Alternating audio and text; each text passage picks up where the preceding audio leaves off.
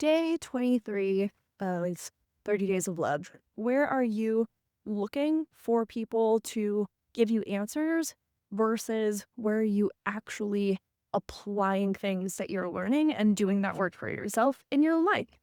I want to offer that anytime that you hear a concept that is interesting to you, strikes you, stands out to you in some way, that you ask yourself that question: how could I apply this to what I'm doing right now? You have to actually think about, like, how am I applying curiosity, connection, that you matter, that your impact matters? What are some of the other things that we've talked about in this series? Silliness, letting go of perfectionism. Point being, asking that question: how can I apply this to me? And that might look like, I have this scenario with this person.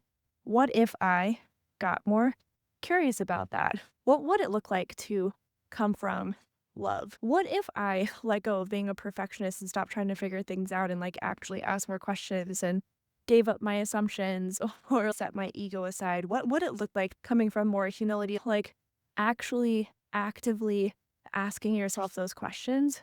And especially in our current world where we're just kind of like this consumption driven, where it's just like, oh, just give me the answer. Just give me the answer. If you give me the answer, then it'll all be better. But like, that is not how life works.